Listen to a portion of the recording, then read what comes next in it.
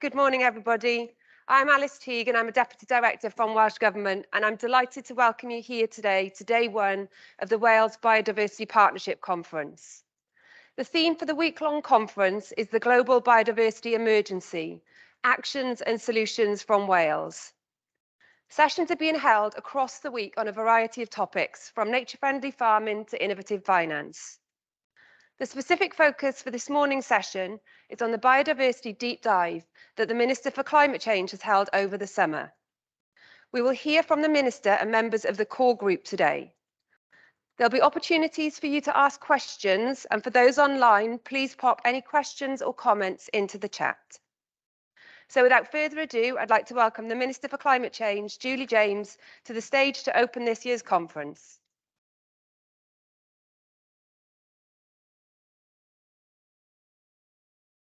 Thank you very much, Alice, for the introduction. I just also want to start by thanking the Wales Biodiversity Partnership for the invitation to address the conference and the opportunity to talk about the recommendations from the recent biodiversity deep dive this morning. Mae'n bles yma siarad gyda chi heddiw. Wales, along with the rest of the world, is facing a nature and climate crisis. We are seeing an unprecedented decline in our biodiversity due to human activity and climate change. The Programme for Government commits Welsh Government to embed our response to the climate and nature emergency in everything we do. In responding to the nature emergency, I've been working with a group of key experts to undertake a biodiversity deep dive. We have identified key themes and recommendations to ensure meaningful delivery of the target to protect and effectively manage at least 30% of our land, freshwater and sea for nature by 2030, known as the 30 by 30 target. The target is one of a number of international targets that will be agreed at COP15 later this year. These targets are important, and following on from the recommendations, we will be developing a set of specific actions we can take in Wales to ensure meaningful delivery of them. I'd really like to thank the Deep Dive Group for agreeing all of their hard work and input to these recommendations and their continuing commitment to work on developing the actions to support them. I'm also really grateful to them for agreeing to form a task and finish group for the implementation of the recommendations and to monitor progress in achieving the target. The recommendations recognise our need to transform our protected site series so that it is better, bigger and more effectively connected, starting with our protected sites in Wales on our land, freshwater and on the sea, in the sea, I should say. These sites are very much the jewels in the crown for biodiversity and were designated to protect some of our most important habitats and species in Wales. These are not only some of the most precious sites in Wales, but they are also amongst the most threatened. Pressures facing these sites include inappropriate grazing, air and water pollution, invasive species, and many of our terrestrial sites in particular are vulnerable because they are often isolated small pockets in a wider landscape.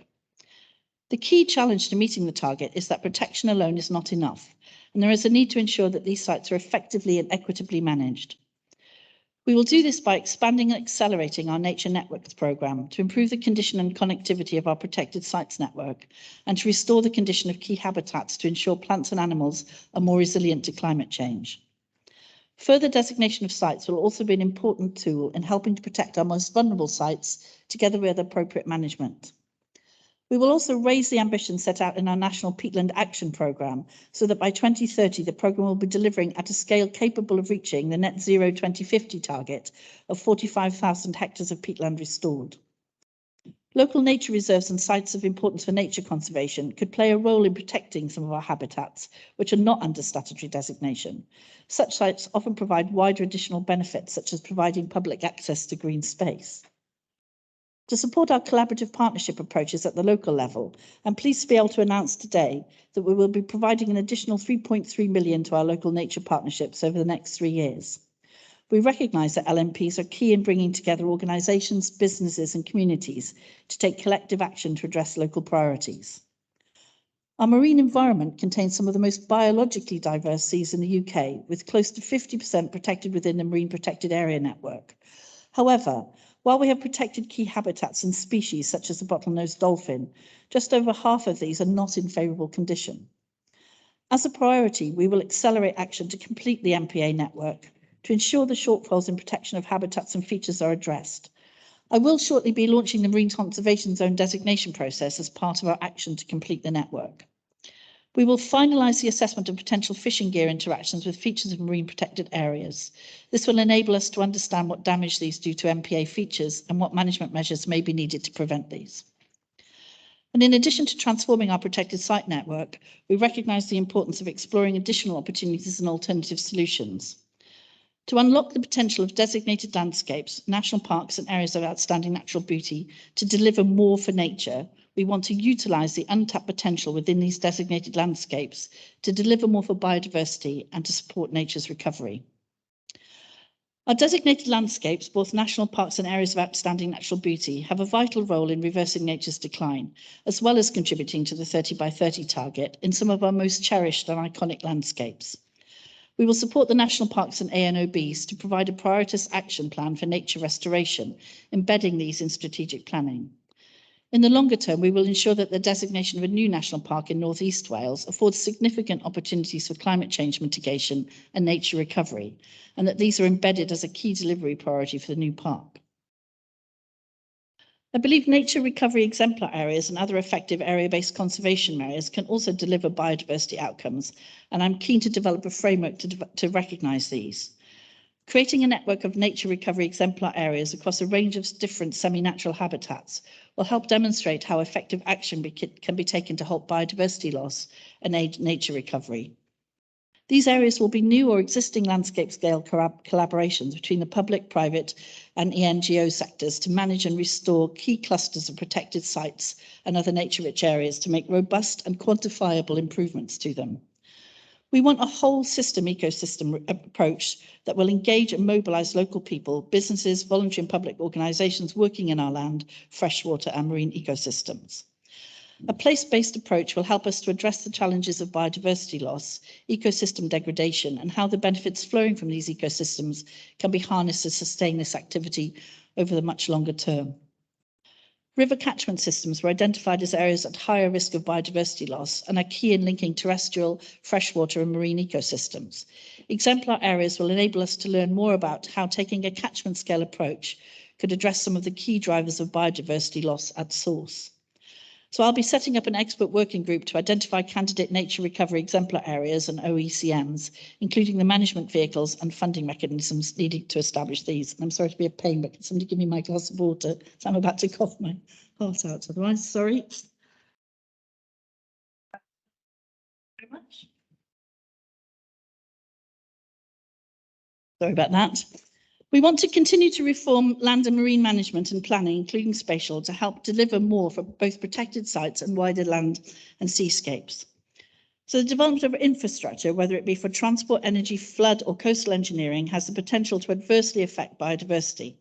We need to ensure that infrastructure decisions at all levels are in line with our planning policies in order to avoid harm and, where appropriate, generate suitable biodiversity benefits, for example, through the use of green infrastructure for flood control. We will take a strategic spatial approach underpinned by robust evidence, such as area statements, to ensure that we are taking the right action in the right place to further maintain and enhance biodiversity.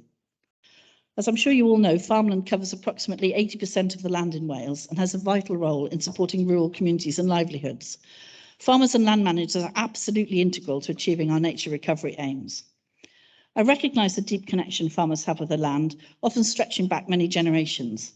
We need to change the way in which we all use our land, however, to enable sustainable food production to sit alongside action, protect and enhance nature. To drive this change, we will ensure that the right incentives are designed into the future sustainable farming scheme. The SFS contains proposed actions such as farmers actively managing at least 10% of their land to maintain and enhance semi-natural habitats, prioritising designated sites where they exist and creating new habitat features where semi-natural habitats do not exist. This is one of a suite of actions alongside enhanced management of soils, woodlands, livestock health and business performance. To support this change, we recognise the need for farmers and land managers to have access to high quality advice that enables them to identify the management actions needed to achieve environmental outcomes and to improve the farm business's productivity. We need to take the farmers with us and we need to make sure that we help them to do that. Next is to build a strong foundation for future delivery through capacity building, behaviour change, awareness raising and skills development. So we will strengthen the connection between local communities and nature, helping people understand the actions they can take that will make a difference. Realising our ambitions to meet the 30 by 30 target and halt biodiversity loss will only be possible with a Team Wales approach, collective action across the length and breadth of Wales. All the evidence shows that human behaviour and the way we live our lives directly impacts on nature. We need to be able to provide the tools and knowledge to ensure everyone can make the right choices with positive outcomes. Capacity and capability were highlighted as real pressure points across the whole environmental sector in Wales. So we will expand and enhance schemes to strengthen the capacity and capability of the public, private and third sectors to accelerate delivery for nature recovery. Sorry, this blasted COVID is really taking its toll. So tackling biodiversity loss by 2030 will require a current delivery to be both more effective and to be scaled up. We recognise that we need to unlock additional funding to deliver for nature at a far greater scale and pace. Identifying and securing additional sources of funding, including private investment, will boost our efforts to tackle nature recovery and support more sustainable project funding models. However, this does not come without risk, particularly to local communities. To mitigate this, we will need to identify what these risks are and how they can be mitigated. This can be through appropriate government interventions and agreed principles for responsible investment to ensure that any additional funding supports both our ambitions for nature recovery and the wider wellbeing goals. And of course, effective monitoring is needed if we are to chart progress towards delivering 3030.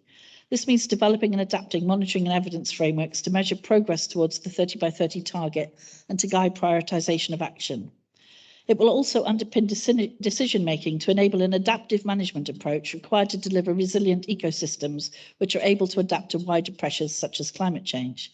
These frameworks need to be informed by an appraisal of data needs, building on existing good practice and data sets, and identifying what is needed in future.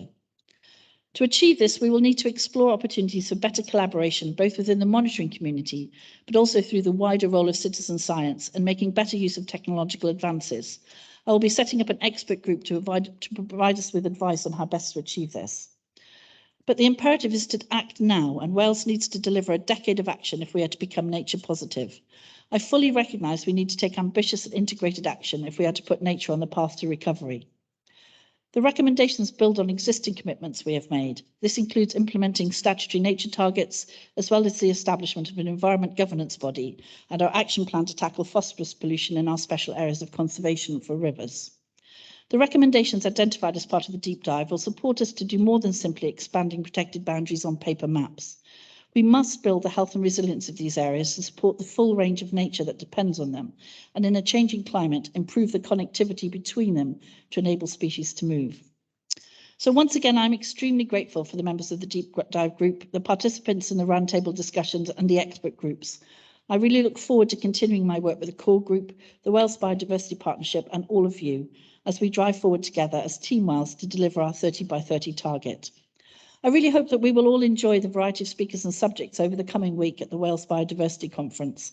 I'm always impressed by the breadth and depth of the work going on across Wales to respond to the escalating crisis for nature, and we will rely heavily on it to get to our targets. Diolch yn fawr.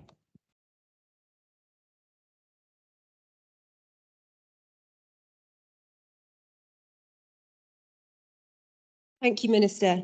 I'm delighted to invite Kerry Davis, Executive Director for Evidence, Policy and Permitting at NRW, to the stage to give us an overview of the deep dive and share some more detail on the recommendations.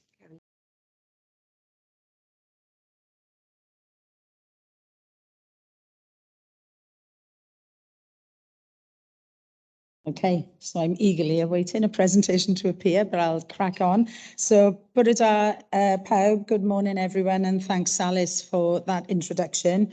I'm Kerry Davis, as Alice has said, and I've been fortunate to be part of the core group working on the deep dive over the past 6 months, and I'm really pleased to be here today as we share the outcomes of this work and how fitting is it on World Habitat Day. I'll give you a very brief overview of the work of the deep dive group, how we got to the recommendations that we're launching here today. So why is this important? The Minister has already referred to the joint nature and climate crises. Both these crises share many of the same causes and solutions. We need to work as a collective to tackle both, or we'll tackle neither effectively. We need urgent action and transformative change, delivering high nature and low carbon. We must galvanise efforts at all levels to build a better future for living in harmony with nature by 2050. And this deep dive aims to identify urgent actions to put nature and biodiversity on a path to recovery by 2030.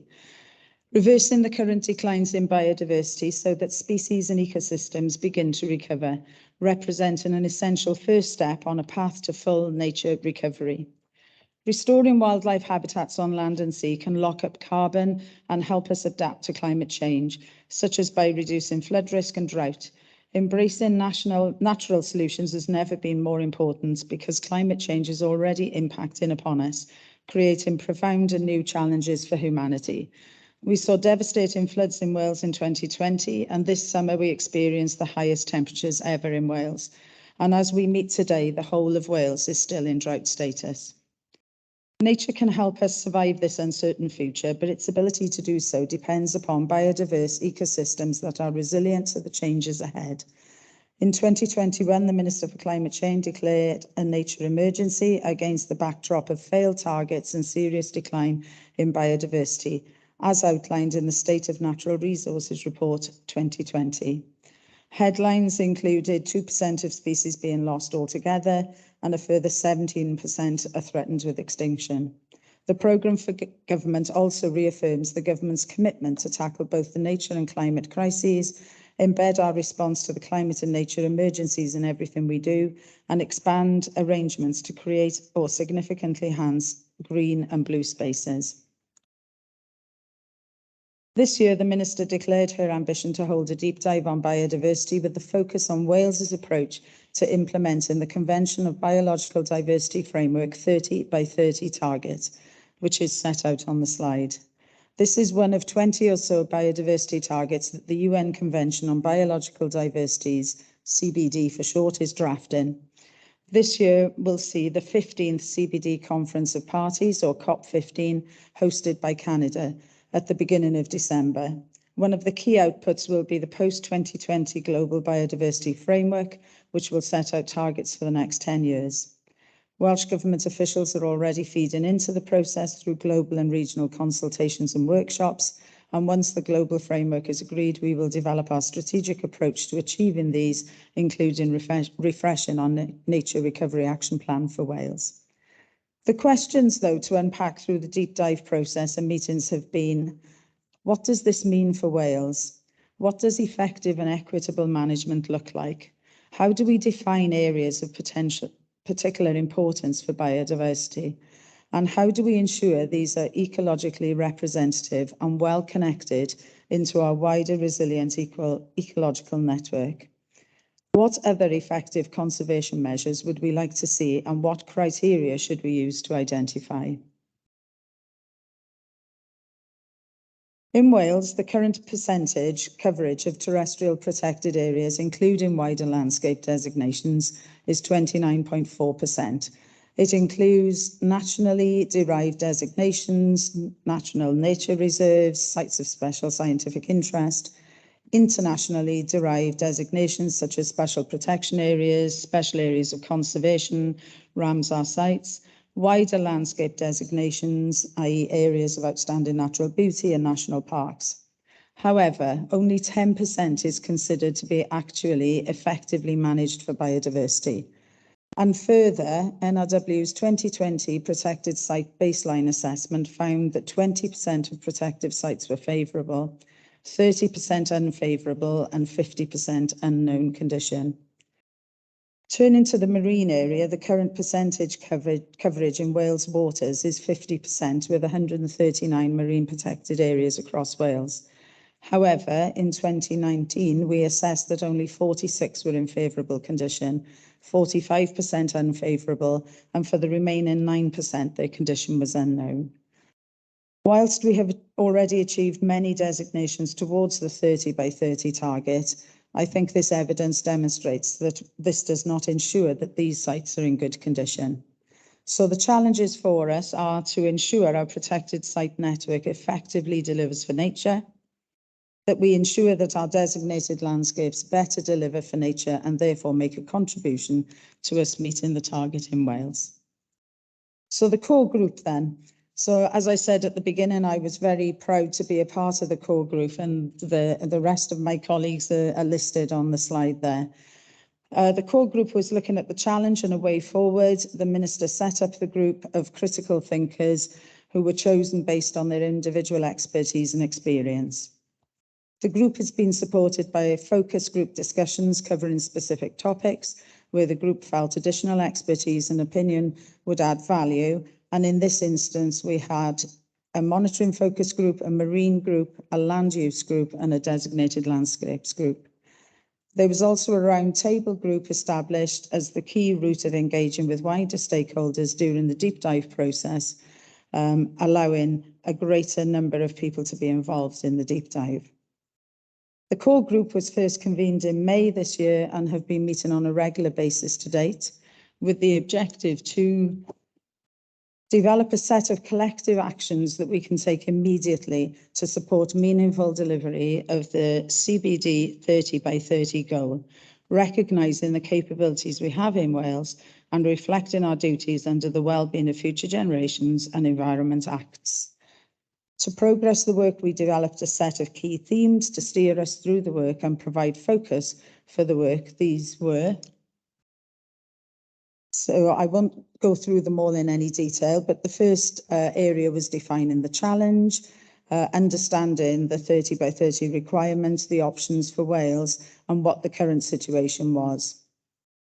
We were then looking at how can the existing protected site network better deliver 30 by 30, ensuring key options to improve and expand the existing protected site network, building on the Nature Network programme and looking at what the national parks and areas of outstanding natural beauty could contribute further. The third area was looking at other areas that could contribute to the 30 by 30 target, exploring how other environmental conservation measures, ecosystem action areas could provide a new category of designation or management vehicle to deliver 30 by 30. We looked at other potential areas such as the Gwent Levels, the Black Mountains, the UNESCO W Biosphere and the Llŷn Peninsula, and all the time looking for appropriate management vehicles, including long-term funding and governance. So how do we ensure that the protected sites are well connected and integrated is a key challenge for us. And what we were keen to do, as the Minister said, was to develop a programme of action, immediate actions that we can take in this government term, but also over the next decade to ensure delivery. We identified key actors and conclusions and recommendations. And the recommendations are there in front of you. The main output has been this set of recommendations that we have put forward to drive the ambition for Wales and achieving the 30 by 30 target. A copy of these now can be found on the Welsh Government website, and I understand that we've also put a link in the chat for those of you online. Alice Teague will talk through next the action plan at the end of this morning's session, but the recommendations are there for you to see. My colleagues from the core group will shortly talk you through some of the recommendations to pick out some of the key elements of it. But as I finish, I just wanted to briefly look at recommendation 5 around capacity building, behaviour change, awareness raising and skills development. The way we live our lives is harming the health of our planet. We need a fundamental change that embraces nature as our life support system. This needs all parts of society to be working together to avoid causing harm to nature and to contribute to its recovery, whilst also tackling the related challenge of climate change. The Convention of Biological Diversity publications, Sustaining Life on Earth, recognises that few people understand the terminology we use. Given the important role the public has in achieving these outcomes for nature, I wanted to give a shameless plug for the Nature a Ni or Nature and Us programme that has been initiated by NRW to bring forward ideas and opportunities to collaborate for a shared positive future for Wales. There are many other organisations actively involving citizens in a discussion about the future, particularly through the wellbeing planning process in Wales. And last Friday saw the launch of the UK-wide environmental NGO initiative, the People's Plan for Nature. Through Nature and E, we are focusing the conversation on people. We want to involve the people of Wales in a national conversation about the natural environment. The aim is to develop a shared vision for 2050 and to consider the changes we need to make leading up to 2030 and 2050 as individuals and as a country. Above all, we need to get better at involving citizens in discussions and actions for the future, and in particular, through those actions, find positive solutions to the challenges of the nature and climate emergencies, hand in hand with social justice. I'd encourage you to visit the Nature and E website to register and get involved.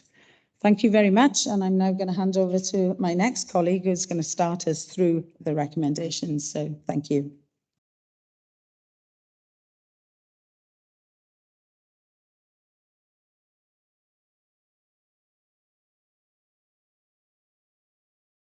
Thanks, Carrie. So before we move on to the next speaker, we've got an interactive poll. So for those online, from what you've heard in terms of the themes of the recommendations, please can you vote as to which you think would be your priority? Yes.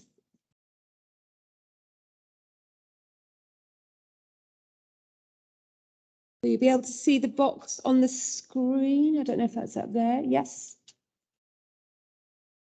So from what you've heard so far and from the recommendations, the list of the recommendations that have been put into the chat, we would welcome your views on what you consider to be the highest priority.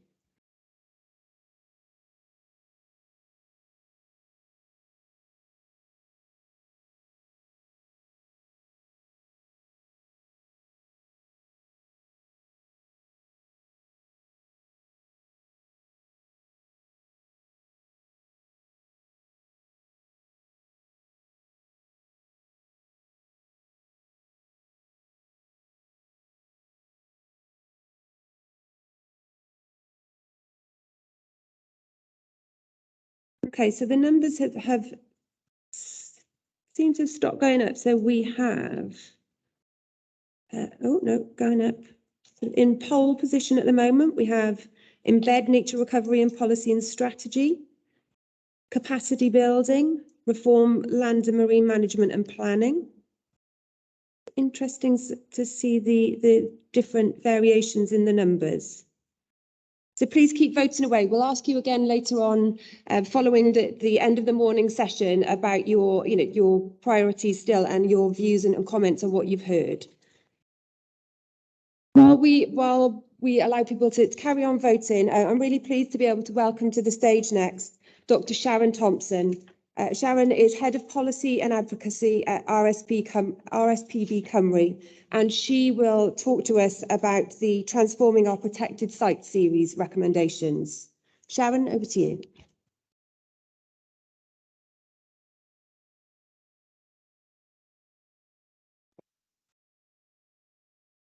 Thank you, Alice. I'll just move these out of the way. So, thank you very much. And as a member of the Minister's Core Advisory Group, I'm really pleased to be here today to talk about the recommendations for the Protected Sites Network that came from the Biodiversity Deep Dive. As others have said, the long-delayed COP15 Biodiversity Summit is taking place this December, finally, in Montreal. And at it, we're hoping that global governments will agree to ambitious targets to halt and reverse the loss of biodiversity, and so securing a nature-positive future for our planet and us. Key to this ambitious global target is 30 by 30, getting 30% of our land and seas protected and managed for nature by 2030. Protected sites in Wales include sites of special scientific interest, Ramsar wetland sites, special protection areas, so SPAs, special areas of conservation, SACs, both on land and at sea. They are, or they should be, the jewels in the crown, protecting our most important and most threatened habitats and species. Protected sites cover around 10% of land in Wales, and marine protected areas are thought to cover around 50% of Welsh waters. So protected sites are highly significant if we're to achieve the 30 by 30 target here in Wales. And we know that protected sites are effective at protecting and conserving nature because we have research that shows us that wildlife does better in countries with more and bigger protected sites, and that wildlife does better in countries where that level of protection has been in place for longer. But I will say that while protected sites are really important, they aren't the only tool for nature restoration. But if we do get them right, they are a critical component in achieving a nature positive future.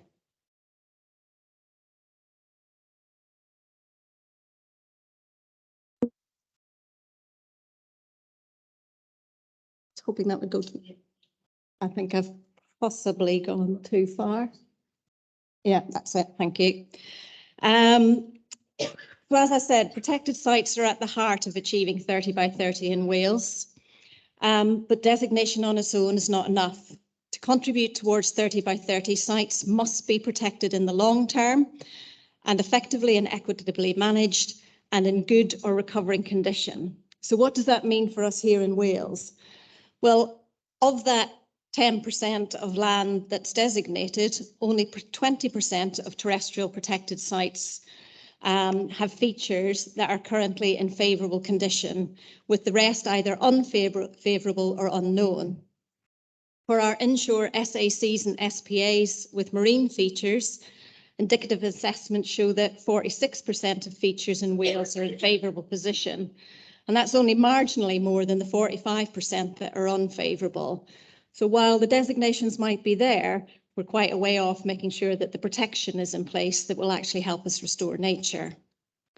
So as an organisation with practical experience of managing protected sites, at least on land, we're familiar with the challenges and barriers to improving condition, what they are, and we were pleased to be able to bring this experience to the deep dive discussions. So the deep dive has concluded that the protected sites network in Wales needs to be better, bigger and connected. So many of you might have heard of these before in terms of the Lawton principles. So under this hierarchy, the Deep Dive Advisory Group agreed the following recommendations to remove the barriers to nature recovery in protected sites. Little of this is new, but what I believe we have got out of the deep dive process is the political intent to make it happen, with the Minister acting as the champion. So better is where we start. So better is about the existing network delivering on its potential. So that means ensuring the management, monitoring and designation of protected sites on land and at sea are a priority, particularly for NRW, through their corporate and future strategies and providing adequate funding for this work to take place. It means tackling the financial and funding barriers so that more sites can be restored to favourable condition. It means finalising the evaluation of the potential fishing gear interactions with features of marine protected areas and consulting on the necessary management measures needed. And it means improving the effectiveness of site protection from damaging impacts by increasing capacity for effective enforcement action. In terms of bigger is about increasing both the size of individual sites, but also the size of the network as a whole. So that means growing the network through designating the additional sites, including an accelerated notification programme prioritising areas where the need has already been identified. We actually have quite a number of sites on the books already, so to speak, so we just need to get on and get those sites designated. It means increasing delivery capacity for the National Peatland Action Programme to a scale that's capable of reaching the net zero by 2050 target, which is 45,000 hectares of peatland being restored. It means completing the marine protected area network to ensure that the protection of habitats and species of conservation interest at sea. And it means establishing a targeted scheme to support restoration of seagrass and salt marsh habitats along our coast. In terms of connection is about ensuring better join up across the network of protected sites and thinking about all the important life cycle stages that species and habitats need. So what we talked about in terms of the recommendations, it was about expanding and scaling up the Nature Networks programme to improve the condition, connectivity and resilience of protected sites. But it also means involving communities to create networks of people in addition to the resilient ecological network. A Nature Networks map will be produced and a protected sites portal will allow partners to access NRW's protected sites data. And it means providing funding for local nature partnerships to support collaborative partnership action for nature recovery at the local level. It means creating opportunities for marine and freshwater fishers to support nature's recovery and, where appropriate, to undertake management actions for biodiversity and habitat enhancement. And it means also identifying ways to maximise the role of local nature reserves and other habitats not under statutory designation, such as sites of importance for nature conservation, and to deliver towards the 30 by 30 goal. So in conclusion, what we hope to get out of this is a nature positive Wales. A Wales where we've halted and are starting to reverse the loss of biodiversity by 2030, and we believe that's possible. The 30 by 30 commitment and these recommendations give us the opportunity to make Wales's protected site network the foundation for nature recovery and to unlock their full potential.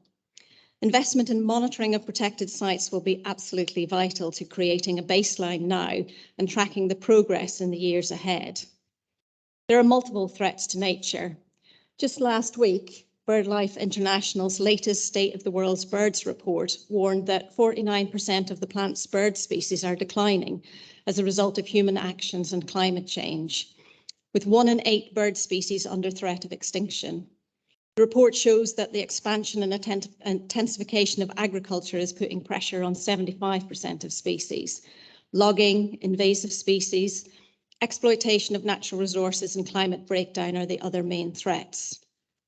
So with these storm clouds on the horizon and significant attacks on the legislation that protects nature in the UK, Wales needs to stand firm and point the way to a nature positive future, one that's built on a network of protected sites where our most treasured habitats and species thrive and flourish. The core group have agreed to work with the Minister to turn these words into actions as quickly as possible. We're in a nature and climate emergency and we just need to get on and do this. Thank you.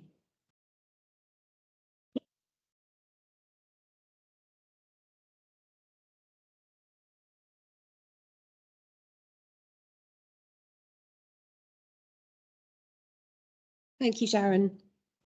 Next, we're going to be joined by Professor Steve Ormerod, who is Professor in Ecology at Cardiff University, as well as being Deputy Chair of Natural Resources Wales, a member of the UK Joint Nature Conservation Committee and Vice President of the RSPB.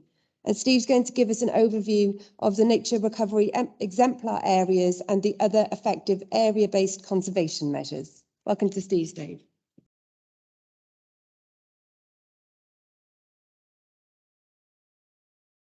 Well, thank you, Alice, at least for explaining that very difficult acronym for me.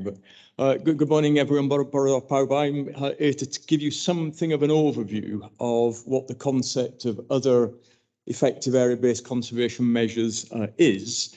And I want to give you some of the reasoning as to why we have made this the second recommendation among the deep dive group of recommendations. I think you've already heard quite a lot of the evidence behind the reasons for why we've gone into the biodiversity deep dive as a whole. We know that we have a nature emergency. We're in fact hemorrhaging biological diversity. 17% of species in Wales threatened with extinction, more than half of our species in decline. And that is specifically quite often those that have distinct habitat needs. These are the specialists we're at risk of losing. Some of them are iconic organisms, species like curlew and Atlantic salmon, and the problems expand across all different realms, whether it's terrestrial, whether it's marine, and whether it's freshwater. Freshwater is often overlooked, but it's clear, for example, from phosphorus data in our sac rivers and from the emerging threats of microplastics and pharmaceuticals that freshwaters are also at risk. Now, all of this is also part of a global problem. It's well evidenced. There are data illustrating how populations of thousands of organisms across the world are declining. So in other words, we in Wales are contributing to a global phenomenon. The drivers also are geographically extensive. Invasive non-native species overexploitation, but in particular, the degradation of habitat, pollution, including climate change, are for us very significant issues. And that is indeed why the CBD, why the Convention on Biological Diversity is taking us towards this target of 30% by 2030 of land and sea and freshwater protected. Now, it's evident, however, that classical protected areas are not the whole answer. There are shortfalls in what protected areas can deliver. There are constraints on what they can deliver. And as we've just heard from Sharon, there are risks in the United Kingdom, in Westminster, even to the concept of some of our best protective legislation. So the shortfall you've already heard something about. We've got something like 30% of terrestrial whales designated for nature conservation, but just 10% of that is designated explicitly for biodiversity. Only 20% is in favourable condition. In the marine environment, you've heard of the number of protected areas that we have. We, on the surface, exceed the 30% target, but again, less than half of marine features are in favourable condition. In freshwater, my own specific field of interest, indeed a very small proportion of Wales' freshwaters are designated for their biodiversity value. I think there's another key dimension we've got to embrace, and that is when we think about nature recovery, we're also thinking about the value that nature brings for people. Ecosystem services, natural capital. Das Gupta has shown us that nature is the bedrock of economies. We are driving towards well-being, we're driving towards social justice, and we have the imperatives of climate adaptation and mitigation, nature-based solutions that could contribute to those key facets of going low carbon and high nature.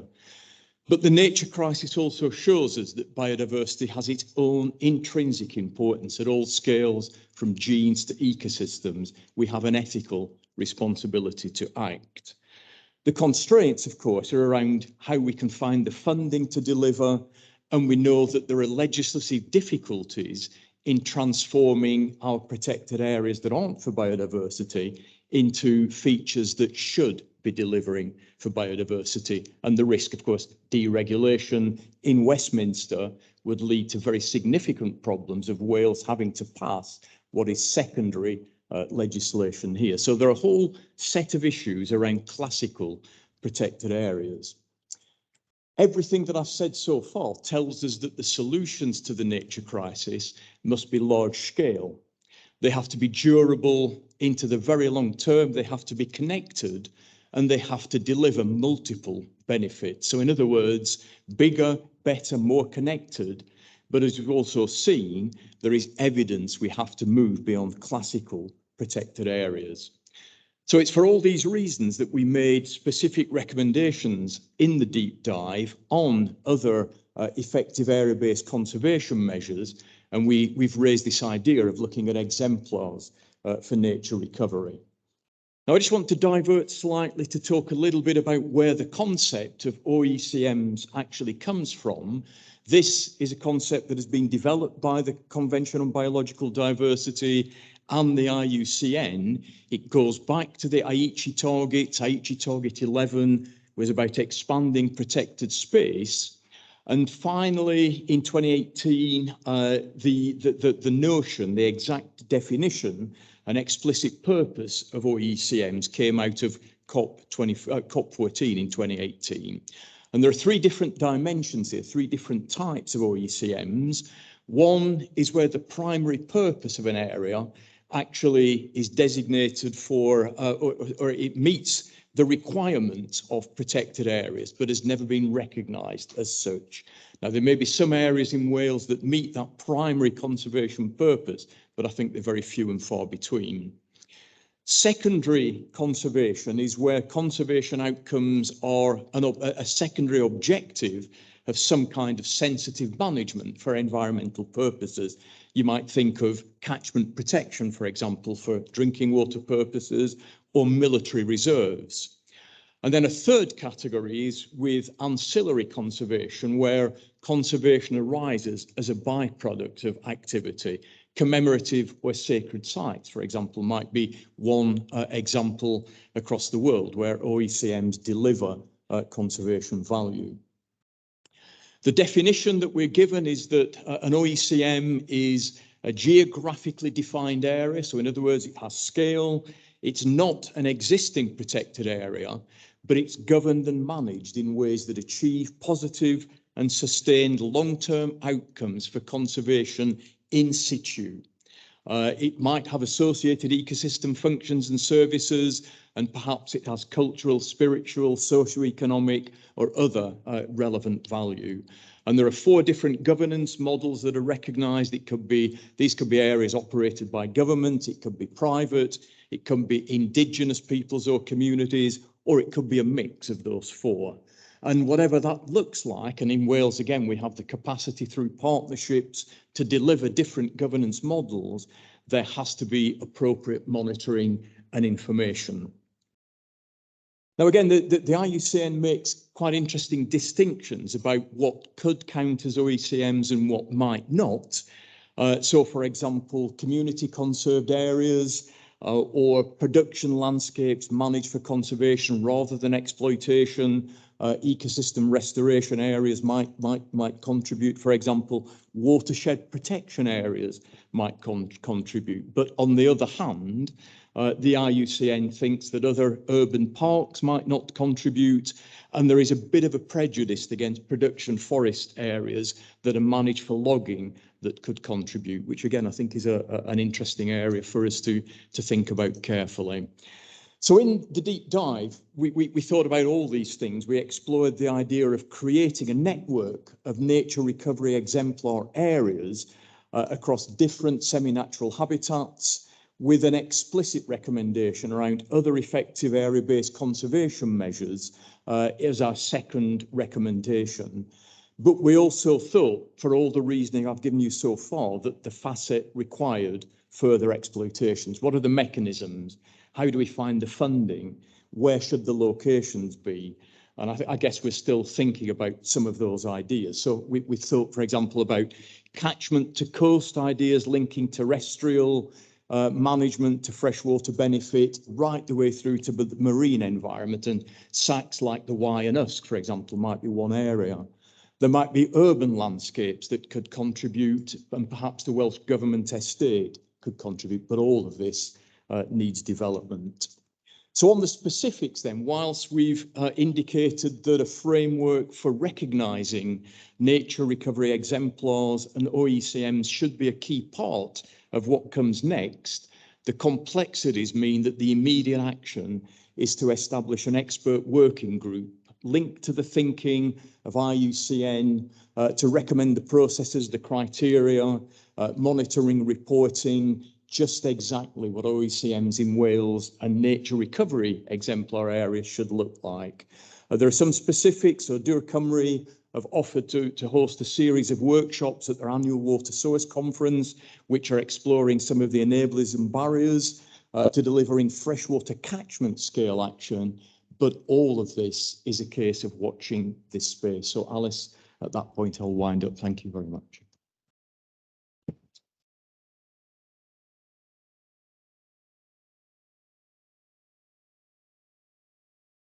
Thank you, Steve. Just to say that we are going to be doing a question and answer session after all of the speakers. So keep popping your comments and questions into the chat and we will be gathering them all together and putting them to our panel later on. So thank you very much for that, Steve. I'm delighted now to call Dr. Richard Unsworth to the stage. Richard is Associate Professor of Biosciences at Swansea University and Founding Director of Project Seagrass. And Richard's going to talk to us around the marine theme. So welcome to the stage, Richard.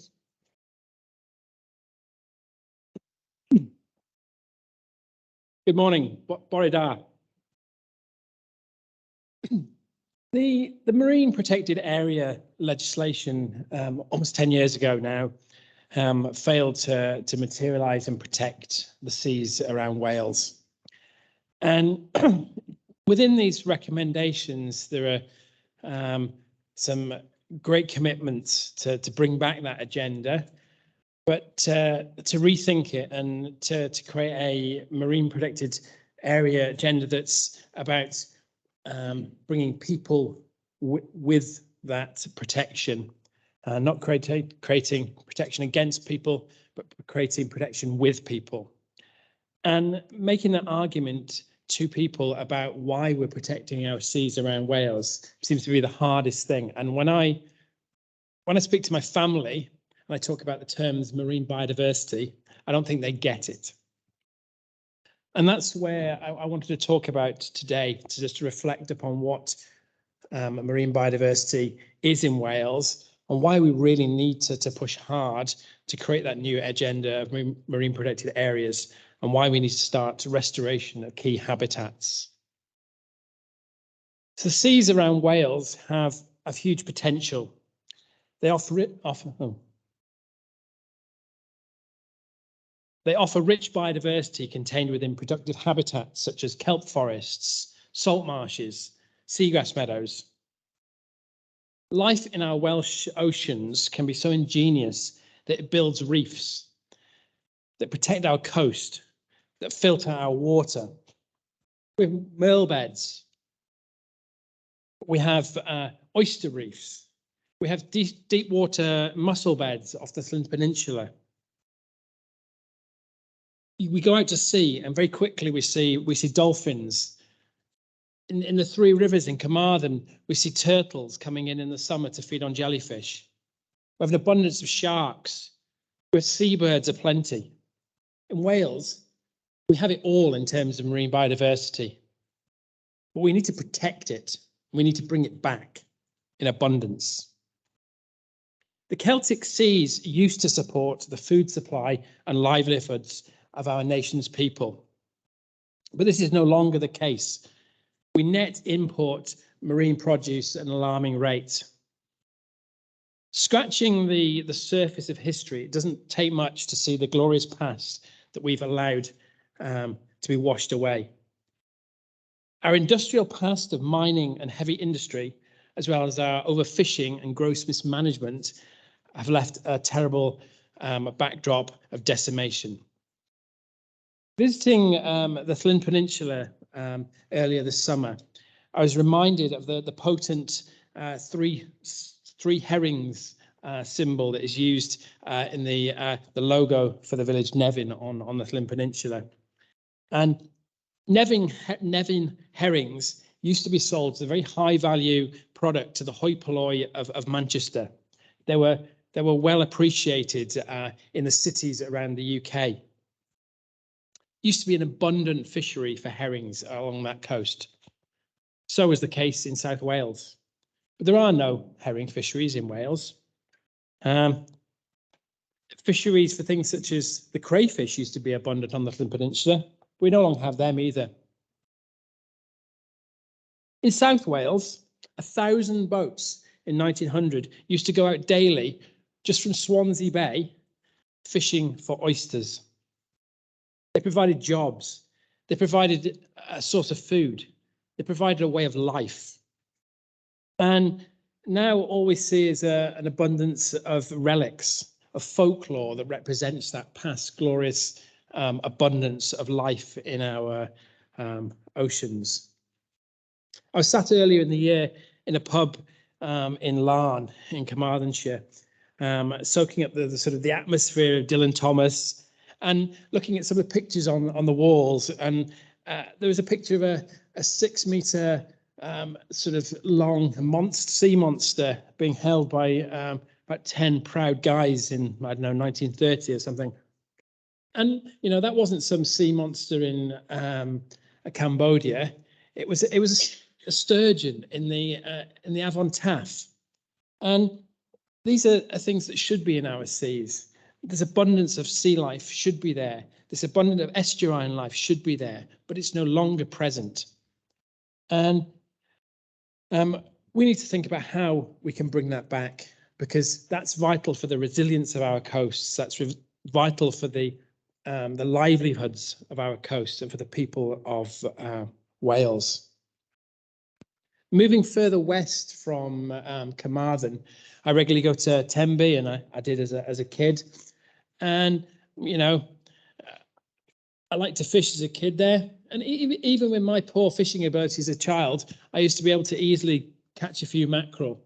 But now I take my 8-year-old out on a boat, and we don't see any mackerel.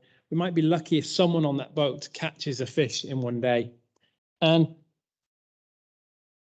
that's in a town that is locally known as Dimbych y Pysgod, or the Little Fort of the Fishes. The history of Tenby is not about warfare, but about fishing. It's about livelihoods. It's about people having jobs that are supported by an abundance of sea life. And you then move further west, you look at the Cleddau, a place famed for abundance fisheries, a community that used to be dependent on cod fisheries, on herring fisheries, on oysters, and an abundance of sea life that's no longer there. Talking with some divers who dived the upper reaches of the Cleddau in the 1970s, clearly remember clear water that was just a wonder to dive in places that I wouldn't dive in now, because there's nothing to see, because the water is too turbid. And that's because we're allowed the decimation of our land to impact our seas. So it's this just general poor state of our oceans that we've created, not just in this generation, but over multiple generations, that we need to claw back. We need to invest in that agenda of marine protected areas. And we now have the political will to make those steps. And it's no good just creating marine protected areas, because that's what we've done for decades in the UK, where they become paper parks. No one respects them. But we now have political will in the Welsh Government to push forward an agenda to create realistic marine protected areas that can actually benefit people and improve the biodiversity that they harbour. And alongside that, actually think about restoring habitat such as seagrass, such as salt marsh, such as oysters, so we can actually push forward the abundance of that marine life. Thank you.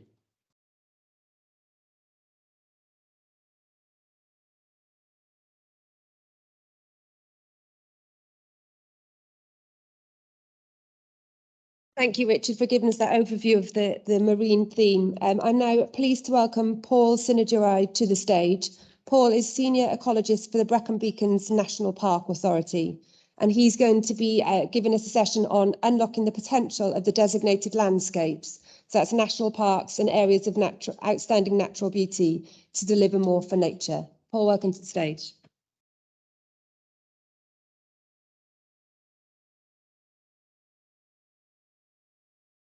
Diolch yn fawr, bore da chi gyd, and thank you very much for giving me the opportunity to speak on behalf of the Designated Landscapes of Wales.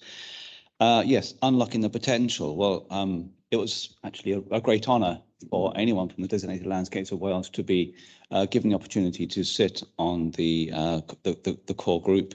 I was also fortunate enough to be in the Land Management Advisory Group as well. And I'm here to, if you like, reflect on a personal basis on the implications of the deep dive.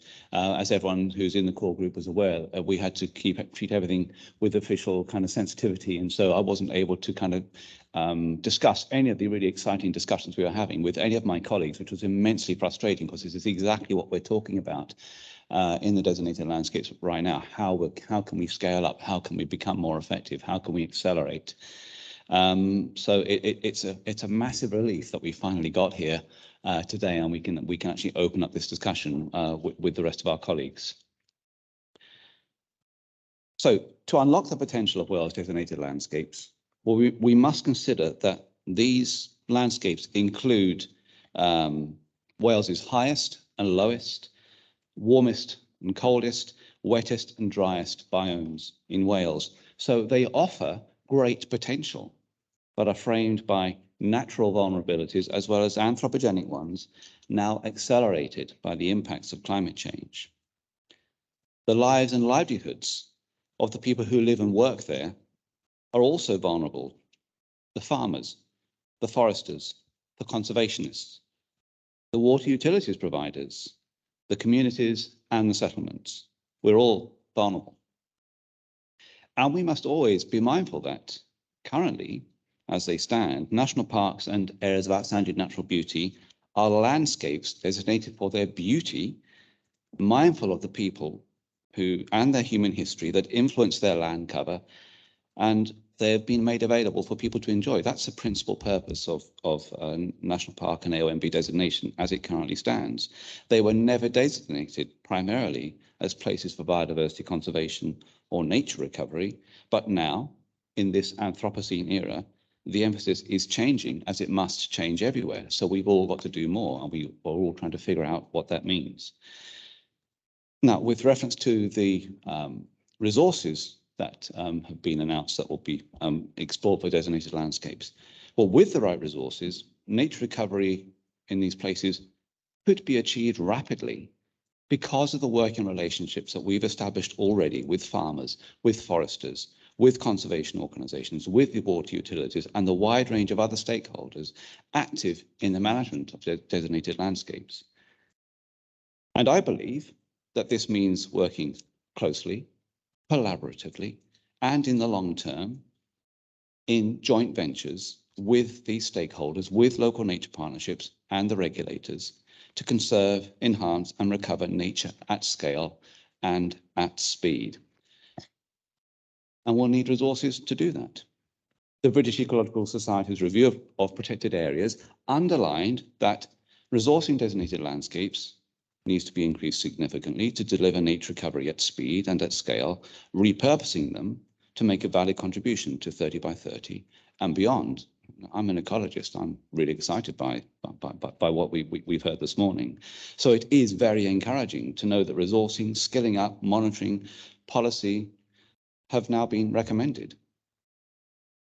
Now, in terms of nature recovery exemplar areas and OECMs, I know that Wales's designated landscapes can provide examples of these already, though not yet at sufficient scale and number. For example, I know that in the Brecon Beacons National Park, 22% of the area is designated as SSSI. In Parc Eryri, that is 29%. And we know that 80% of the Pembrokeshire Coast National Park coastline is designated as SSSI.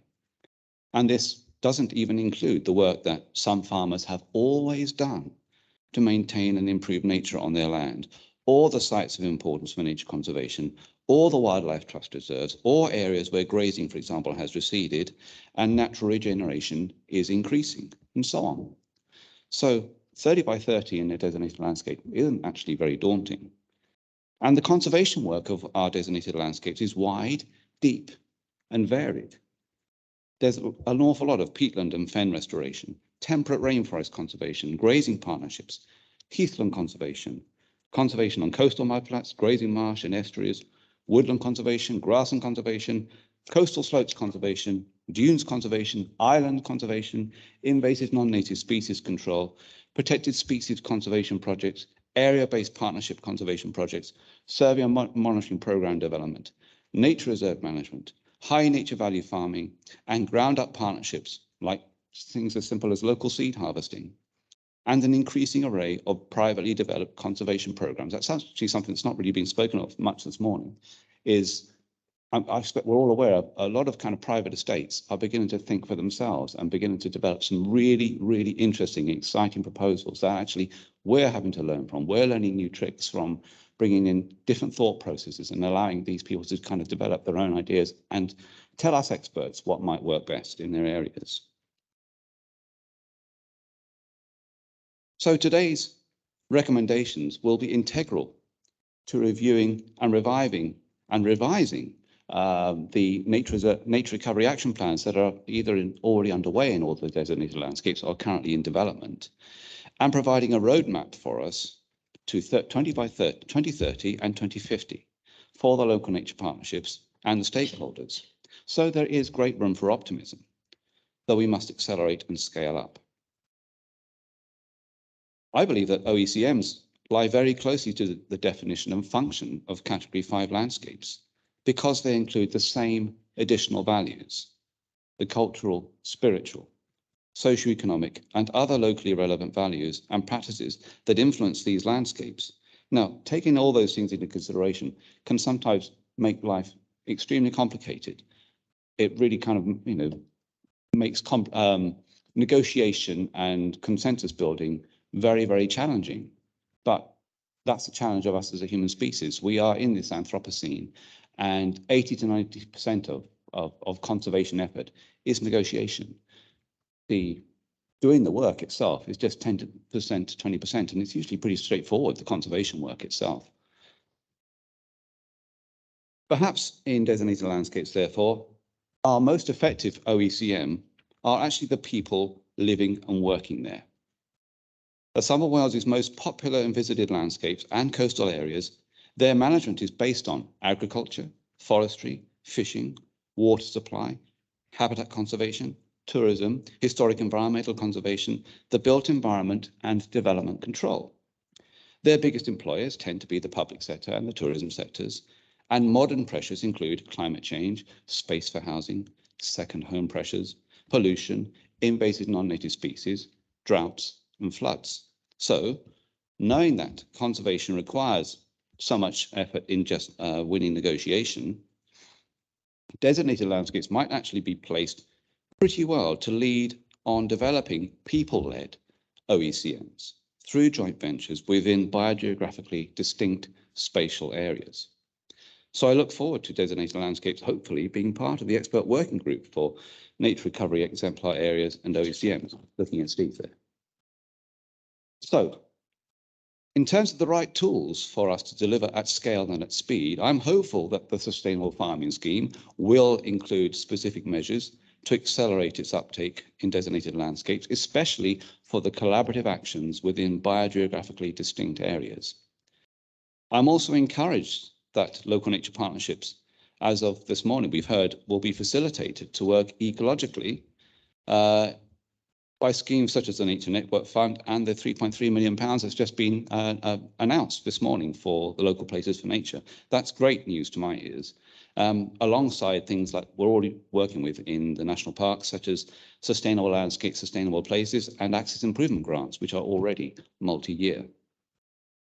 And to be biogeographically and ecologically effective, terrestrial and aquatic management for nature recovery must be underpinned by sound applied science. So we're already busy building and developing a research program in the Brecon Beacons National Park. Transformative and landscape scale, those are phrases used in the recommendations for designated landscapes. So transformative and landscape scale nature recovery ramps up the funding requirements some orders of magnitude. For example, where I work, the Brecon Beacons National Park, a kind of high-end estimate for restoring 1 hectare of peatland comes in at about £85,000 for 1 hectare of peatland. In the national park, the Brecon Beacons National Park alone, we have between 5,000 and 15,000 hectares of peatland. Estimates vary. We're trying to figure that out. So you go and do the maths, and we need to get very busy to raise this level of cash over the short and medium term. Transformative also means improving our capacity, skills, and resources for surveying, monitoring, data analysis, and applied research. So again, it's really encouraging to hear that there's an intent to help us maybe develop something like a CPD framework, a continuing professional development framework for GIS, data analysis, survey and monitoring. And I think there's certainly a role for designated landscapes to be perhaps part of that monitoring working group for the deep dive as well, because there are particular needs that you have to understand in how you survey and monitor within a designated landscape.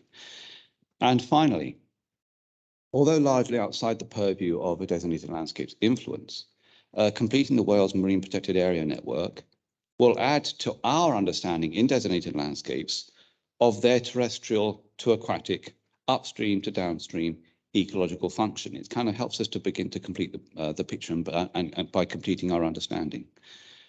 So ideally, marine protection areas will be able to add to the ecological integrity of their largely terrestrial designated landscapes And in line with the Global Sustainable Development Goals for 2050, and through these recommendations today, perhaps ecological integrity itself can become what is called a special quality for designated landscapes, synonymous with Wales. Thank you.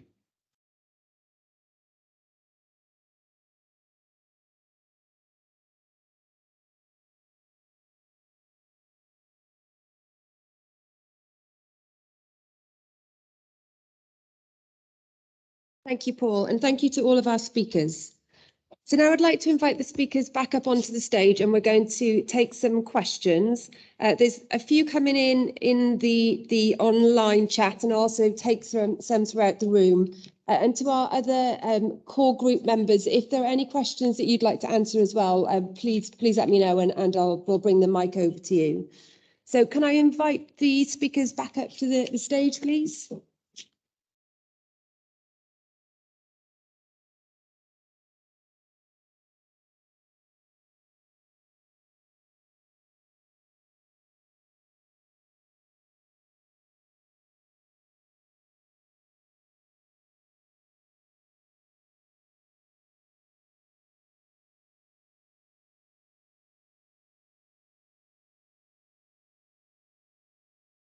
Great, thank you all. So I'm going to take the liberty of asking the first question.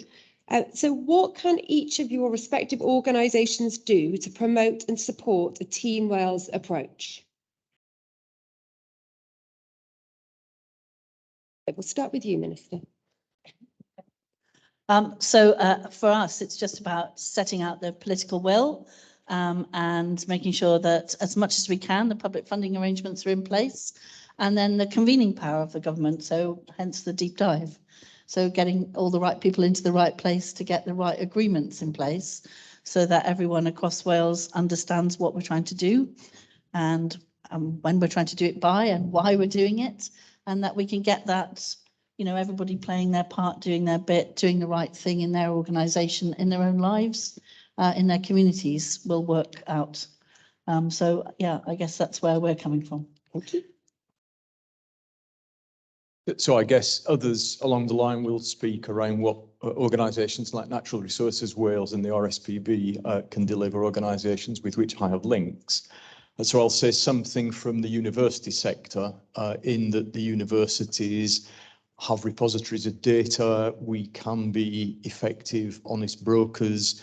There can be effective thoughts that sometimes come out of universities, not always. So I guess we have a range of roles through varying expertise across disciplines that we can deliver to this really important task, I think, of recovering nature.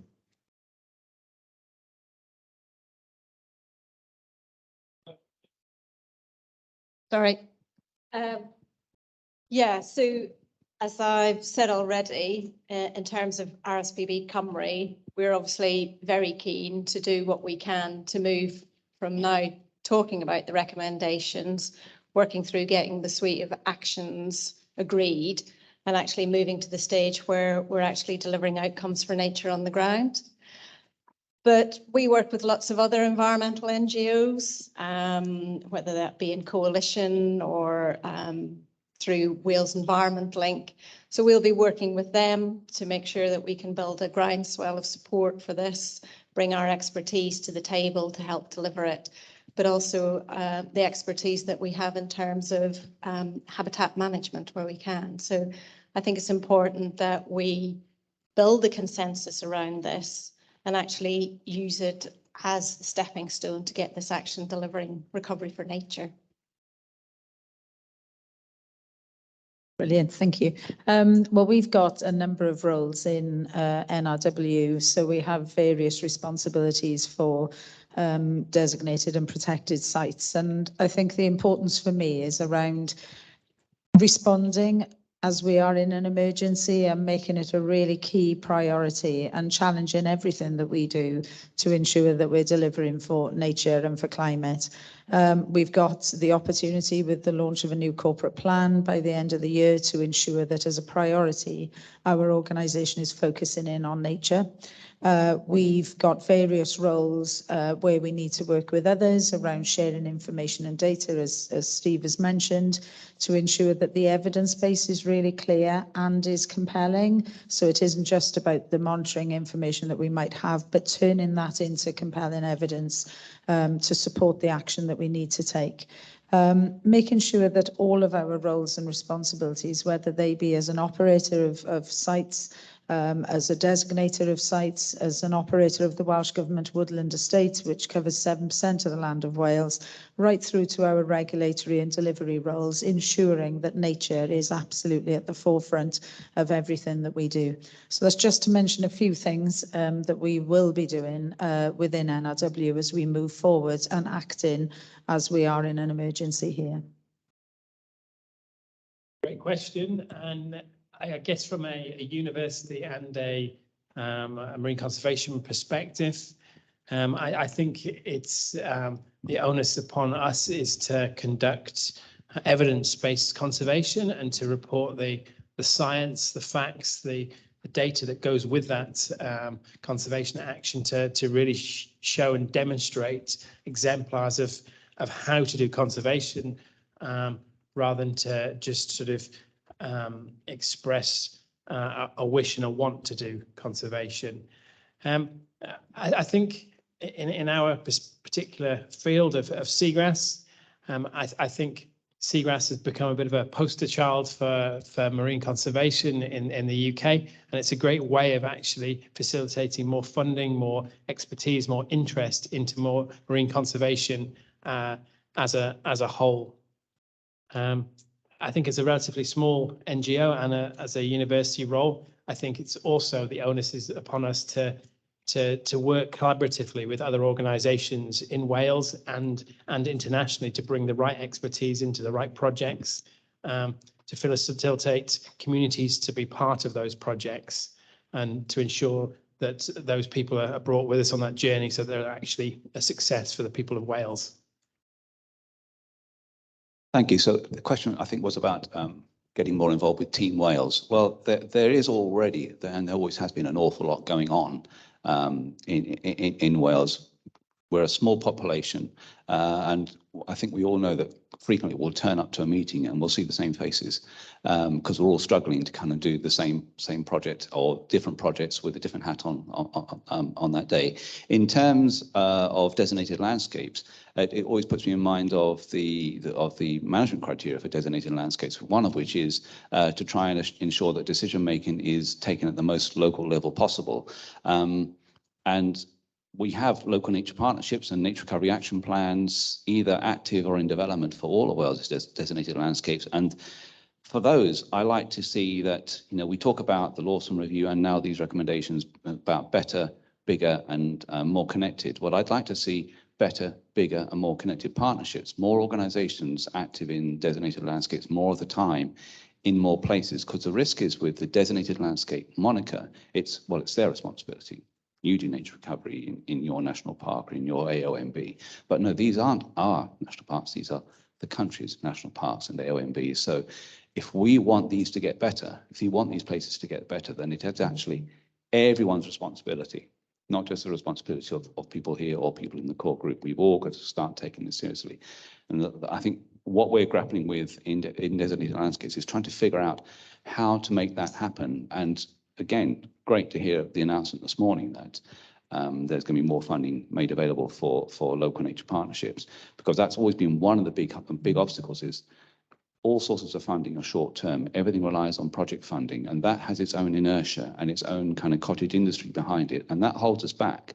There's so much kind of, I'll go so far as to say there's so much effort and public money wasted by us having to report on things the whole time. If we could just work on the longer term, I think that will be one of the biggest things we can achieve, is just get going for 5 years, for 10 years time, and we'll check on you at those 5 years and 10 years time when we've done the work, but we just need to get our heads down and really get on with it. Thank you, Panel. Just bring in the wider core group, see if any of you have any views. There you go. I'm Hilary Kehoe. I'm chair for the Nature Friendly Farming Network for Wales. And I think that farmers have to be part of Team Wales so much. So 80% of the land of Wales is farmed. And the new sustainable farming scheme is a really good opportunity to start to engage farmers, to have profitable farming practices that are also good for nature. And I think it's really crucial that there are enough people on the ground to advise them from all these NGOs and all these bodies that are here today to just help them. It was interesting. I was at the Royal Welsh Show this year on the Nature Friendly Farming Network stand, and quite a few people who were farming on big or small farm scale came up and said, okay, so what breed of cow do I need to effectively use my grassland and avoid feeding them too much cake? And that was a really interesting change in outlook, rather than us being a slightly peculiar group that think we're farming and are actually fiddling about with nature. They were saying, well, you're sort of on the head of the curve, and how can we catch up, and how can we get the right breeds, and how can we put extra herbs into our into our grasslands, so that our grasslands are productive without needing lots of fertilizer, which is what quadrupled or 10 times in price this year. So I think now is a really good time to engage with farmers, take advantage of the fact that costs have gone so high, and explain to them and show them and give examples of how they can farm with nature and be profitable. And hopefully the funding that is now available through the Sustainable Farming Scheme, if that's managed properly, can help to take advantage of that.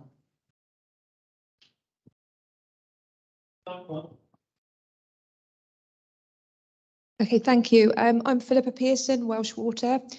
So in addition to our activities directly relating to biodiversity, in terms of supporting Team Wales and the recommendations announced today, there's a number of ways we can support. So firstly, around exploring private funding and looking at how we align opportunities to work collectively together.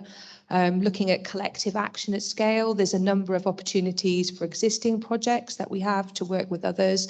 So our Brecon Beacons mega catchment concept, also our Pest Smart approach to pesticides that we've been running across Wales, and also a number of future projects that we're also in development around at the moment.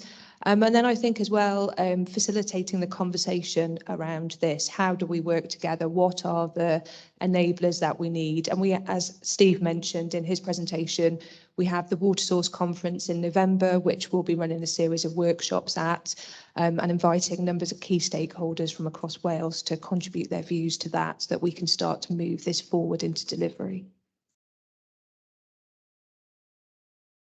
Good morning, I'm Katie Medcalf from Environment Systems, and we'd like to support Team Wales by enabling evidence, particularly new and novel forms of evidence, to give insight and to provide the analysis and the background for people to monitor and move forward and make good decisions and prove what's working and what's not working for both public and private sectors in Wales, and to facilitate this whole process through that.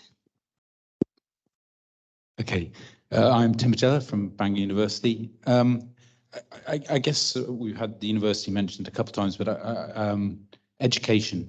Obviously, the university has a primary function for education, and I think when we're looking, what we don't really want here is a small shift. We want a large shift. We're looking at significant adaptation or transformation of our systems, and that requires significant knowledge exchange, both in terms of providing the best advice possible, but also the feedbacks associated with that and learning what works and what doesn't work. So education broadly, knowledge exchange is a key element. And I think that's part of building the sort of team capacity that we need on this sort of adaptive, transformative journey. Thank you all. So going to move on now to a question about language. So there's been a couple of comments about language being important in engagement and needing to find more publicly friendly language. And this came in response to the OECM's point. And I think, in terms of engaging that wider group of people beyond those in the room and online in this, how do we do so in a way that makes sense to people who aren't involved in nature recovery, nature restoration as part of their day-to-day lives? How do we develop a more publicly friendly language to use in a way that resonates with them? So I'll open up to any of the speakers who wants to go first. Steve? Since you mentioned OECMs, I guess I should take that one on the chin, Alice. I think we've got to also move in a particular way which is beyond engagement to involvement. And we've got to find inspiring, clear language that motivates people to do something. Kerry has already mentioned, for example, Nati Rani this morning, which has been collecting views from actually now quite a large sample of people around what we need to do to engage, involve more people in nature. It is partly about language, it's partly about motivation, but it's also about revealing the crisis that we are in and what it means to people individually. We all want to have a stable climate. We all, whether we're farmers or citizens who live in urban areas, we need to know that we have the biodiversity that not only keeps us alive now, but actually keeps future generations alive. So involvement is absolutely critical, and language, Alice, I accept, is a large part of that. Thanks, Steve. Anybody else want to chip in on that point before we move on to Sharon? Yeah, thank you.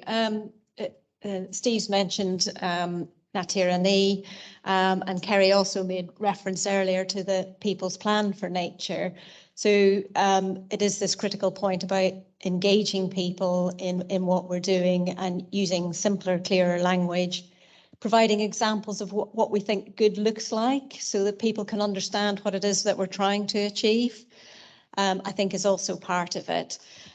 But I think also how we build some of this knowledge into the education system so people understand, what it is that we're talking about. Some of this is quite technical. I would say most people, they might not understand exactly what it is, but they have heard of net zero. Mm-hmm. So how do we get language like nature positive into common parlance so that we can talk to people in an equitable way and they understand, if not necessarily the detail of it, what it is that we're trying to achieve through the work that we're doing.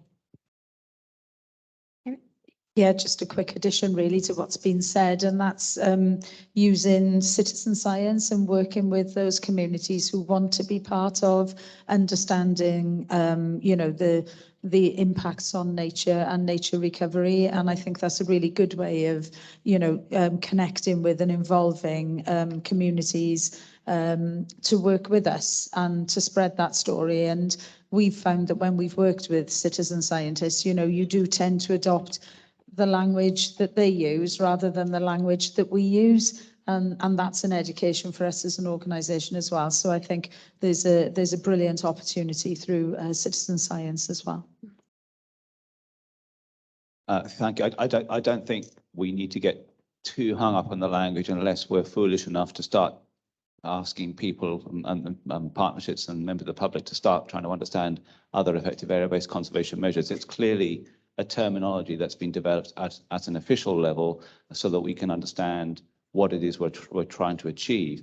You'd either have to explain it at the front end, or you'd have to explain it once you've got a piece of work underway. So if you start a kind of a landscape-based partnership where you get a bunch of people working together on things and you start recording it, you'd have to tell them, well, why are you recording this? Well, it's because we need to get these we need to conceptualize these as other effective area-based conservation measures so you can measure what we're doing.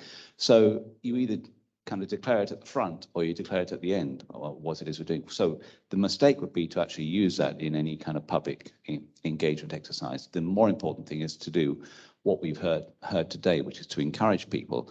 And we've failed to mention, something like the National Nature Service as well. I'd love to see that mandatory between the ages of 16 and 25, some sort of civic national service, if you like, to get people to really engage. But that's just me. Thanks, Paul. I just want to add a point to the citizen science element. There's some excellent points made about the need to bring in farmers into into terrestrial conservation, but I think the same is also true of fishermen into the marine environment. And for fishermen who understand the marine environment, if they're supportive of conservation measures and are involved in conservation measures, then they become articulate local communicators of that action using terminology that people understand, not scientists talking at them, but people involved from the community up. And I think that's a really important part of pushing forward. And that also relates very clearly to the idea of a National Nature Service. And you create champions on the ground who are communicating what they're doing to other people. They become ambassadors for the whole thing then. And it's not about terminology, it's about their activities on the ground. Thank you. And any of you like to come on that point? Oh, okay, brilliant. So we've got quite a few questions on OECM. So I'll just sort of move on to another related one. So appreciate the landscape scale approach to building ecosystem resilience and therefore nature recovery in Wales. With nature recovery exemplar areas and OECMs, there is a risk of reinventing landscape delivery wheels already in development and delivery. We have resilient ecological network practitioners guidance. There is currently the Nature Network funding available from Welsh Government. So how will the expert group integrate previous and ongoing work, especially place-based priorities identified in the area statements? So I guess essentially the question is, how will the expert group looking at the exemplar areas and OECMs build on what's already being done and not replicate what is happening? I guess the critical answer, the essential answer to that question is that we must build on what already exists, and it has to become part of the foundations that we develop new exemplars from, either in concept or in their spatial distribution. But I think we've also recognised that there are some new areas geographically and some new issues that we have to get on top of. One of them, for example, the degree to which pollution is impacting on our special areas of conservation in conjunction with climate change and some elements of overexploiting landscapes is one of those. And so we're thinking in a new developmental way around exactly where things would be rolled out. The special areas of conservation, the Wyanosk I mentioned, but there are other examples. And I think we're also looking for a bigger integrated perspective that takes us from landscape through this integrating theme of water out into the marine environment. So there are some new departures, I think, here that we have to take forward in whatever the new expert group looks like. Thanks, Stephen. On a similar vein, so there is also a question about how do we ensure that the OECMs include areas of urban and urban fringe? These areas are nearly always underrepresented when we're looking for an area-based examples or delivering strategic action. They remain some of the areas where it's most challenging to deliver environmental goals for habitats, species and peoples.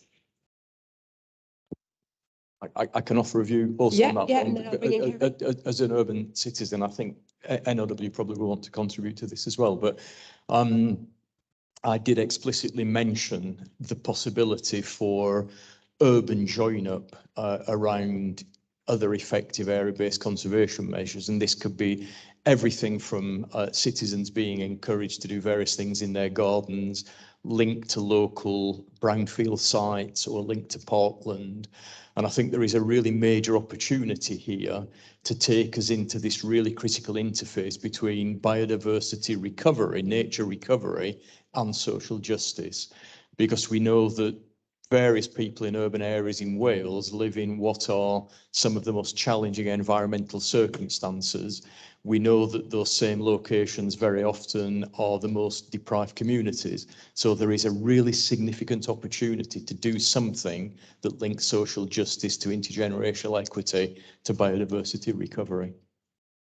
Yeah, my comment was from my experience of being on the public services boards and the importance of these areas in urban areas that can be better joined up and linked into the more formal designations.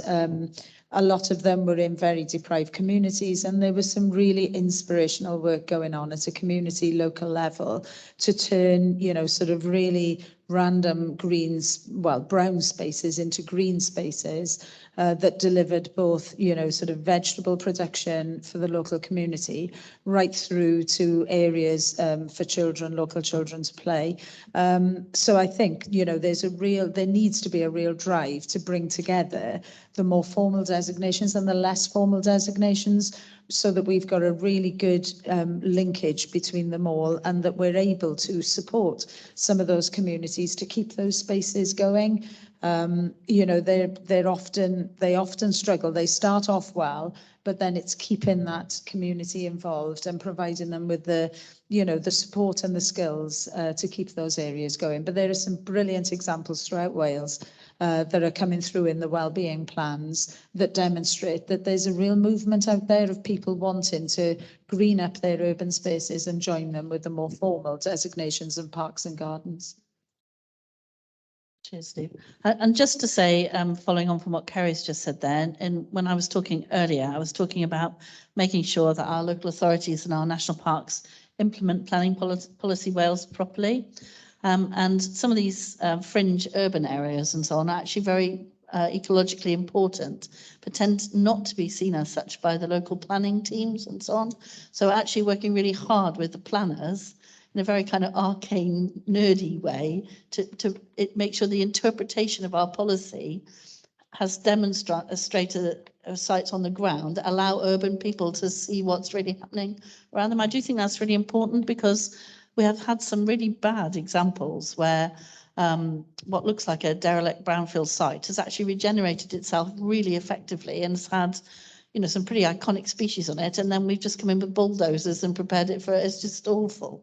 So I really do think that trying to change the dry planning policy with good exemplar sort of urban or semi-urban sites to help the planners understand what the loss of those sites looks like is one of the big things that we can really do. Thank you all. So we've got a question, probably aimed more for Paul, but welcome views from all of the panel. So what's the role for national parks beyond their boundaries, on the basis that if something is worth doing in a protected landscape, it's worth doing elsewhere? Well, I can also answer this in terms of, in response to the previous question, the role for national parks, they are national parks, and areas of outstanding natural beauty are also national designations. I can answer that by kind of illustration. The Brecon Beacons National Park, for example, has a very strong urban fringe in terms of the heads of the valleys. And we are always trying to figure out more ways of enriching the experiences that people have when they come to the park. And it's things like park and ride schemes, for example, practical solutions to getting people into the park, providing more facilities, providing more interpretation. A big challenge for us all in the countryside in Wales, funnily enough, is loos. People have a rubbish experience. If they have a rubbish loo experience in the countryside, is my experience as well. So actually thinking about what people's needs are and how far they're prepared to travel. We did a visitor survey in the national park back end of the 2020s. It might have been 2015, 16, or maybe more recently than that. And we found that the places that most people come to visit in the national park is Brecon and the canal. Brecon, because they can go and shop and they can have something to eat, and the canal, because it's an easy route to walk on and you can get at it from loads of places. Of course, thousands of people also go for walks in the hills. Of course, thousands of people come to see the visitor hotspots as well. And in fact, in terms of visitor hotspots, somewhere like Waterfall Country is probably, in terms of unit area, the most popular place in the national park. And that is very popular with people from the urban fringe communities outside the national park, and that is kind of promoted as much by word of mouth. We don't promote Waterfall Country at all. We don't need to, because people know all about it. Thanks, Paul. Okay, so moving on to another question. How can we manage human activity to ensure that we don't continue to miss targets and goals that we set? This is a general question for anybody on the panel that's interested. I think there are different elements of human activity. One is the the local way that people interact with the space around them, and fly tipping would be one example of completely inappropriate human activity that rolls out locally. But also there are some elements around the way we live our lives in a sense that is quite often overconsumptive.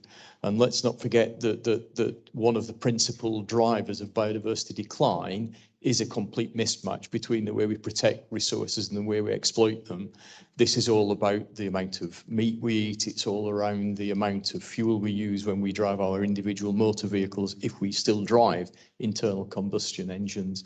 Sonar, the NRW Sonar State of Natural Resources report recognise that key aspects of the drivers of environmental change were around food, transport, energy, and there is a fourth one, Kerry, which I can't remember, but there are key aspects of the way we live that I think we've got to try and adjust and educate people in ways we are involving them in the protection of the future.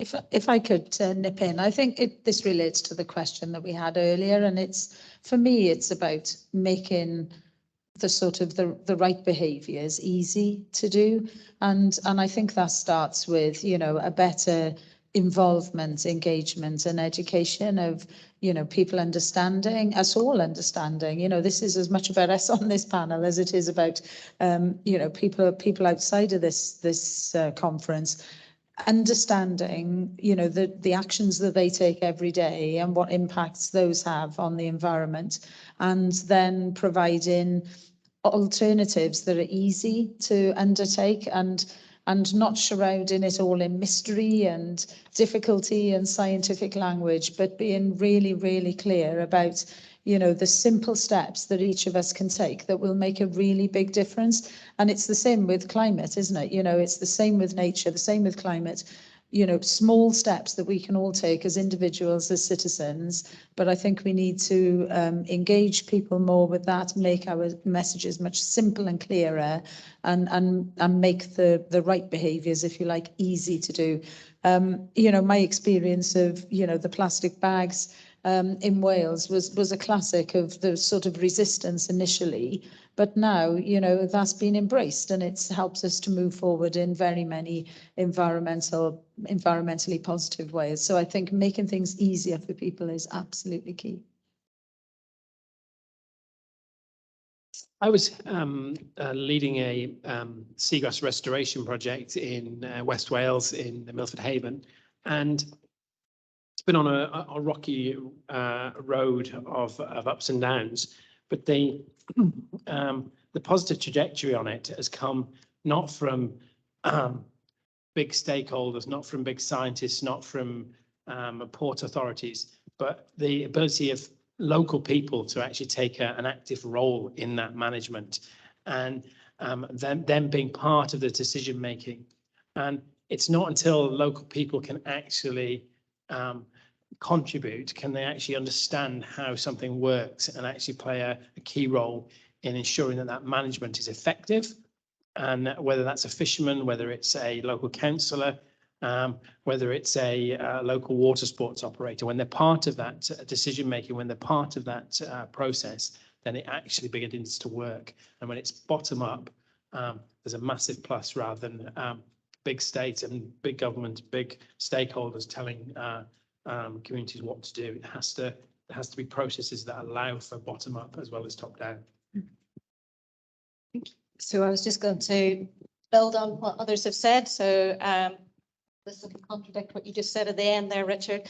I agree with all of that, and we need the education. We've talked about the National Nature Service as a way to build skills and knowledge.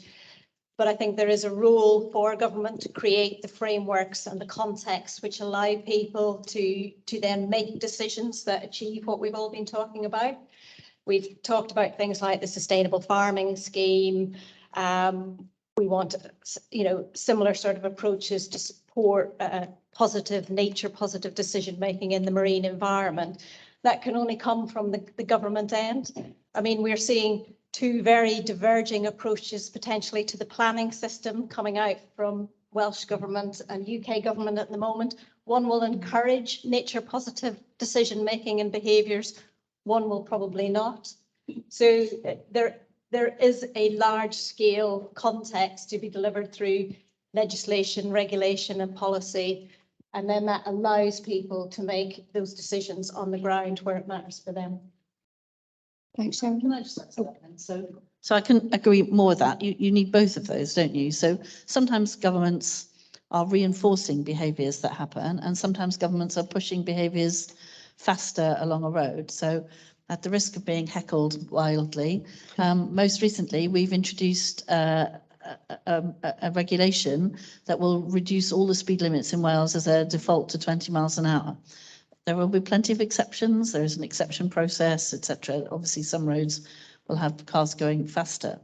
And we've done that because we've entirely failed to get people to do that on a voluntary basis. We've got them in little sporadic parts across Wales, but we've not been able to persuade people that going slower means that the streets are safer, that the air is cleaner, etc. So you know, that's pushing people along a path more quickly than we want them to go. Conversely, we are about to ban a series of single-use plastics. It's taken us a while to get there for various complicated constitutional reasons I won't bore you all with. But the result of that is that at least 3 of the single-use plastics we're about to ban are almost disappeared because people have stopped using them all by themselves because they've realised that they're really bad for the environment and that there are plenty of alternatives. So in this instance, we'll be reinforcing citizen action that's already happened and making sure that it doesn't go backwards.